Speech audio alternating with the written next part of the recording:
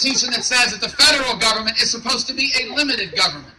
There is not a federal answer to every problem in this country.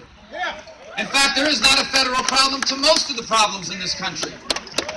Many of the problems in this country cannot even be solved by government at all. They have to be solved in our homes, in our communities, in our job as a mother and a father, as a husband and a wife. It is in the family where many of our answers are. And we are going to return to a government that empowers the family instead of empowering government agencies or government bureaucrats.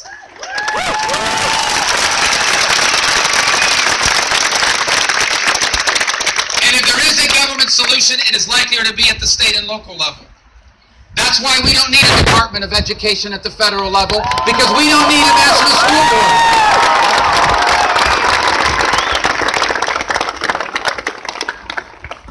When I'm in the White House, we're going to return to limited government and we're going to return to free enterprise. It is the only economic model in the world where you can make poor people richer and you don't have to make rich people poor. It is the only economic model in the world where you can lift everyone up without tearing anyone down. And if people have any doubt whether free enterprise works, and if people have any doubt whether limited government works, then walk 2 blocks.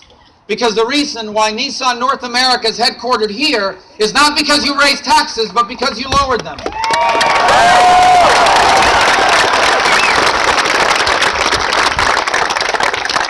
Free enterprise works. And that's why we need to fix our tax code so we can compete again and roll back regulations and balance our budget by saving Social Security and Medicare and fully utilize all of our energy resources and repeal and replace Obamacare once and for all.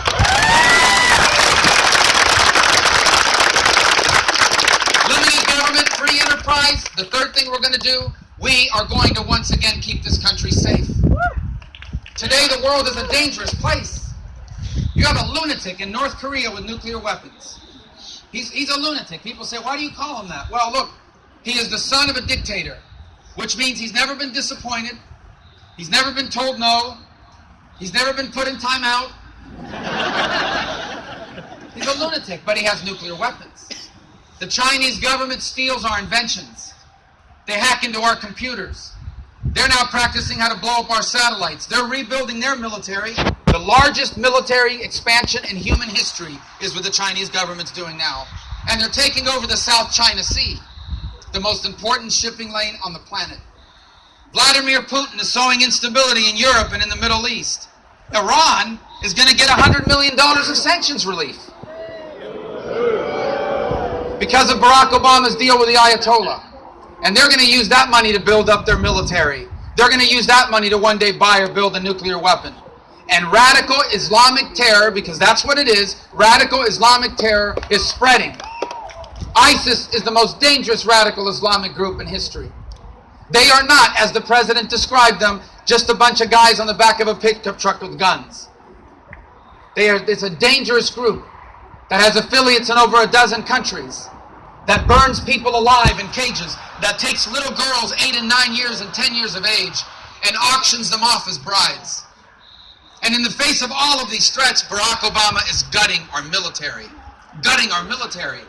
Our army will soon be the smallest it has been since the end of World War II.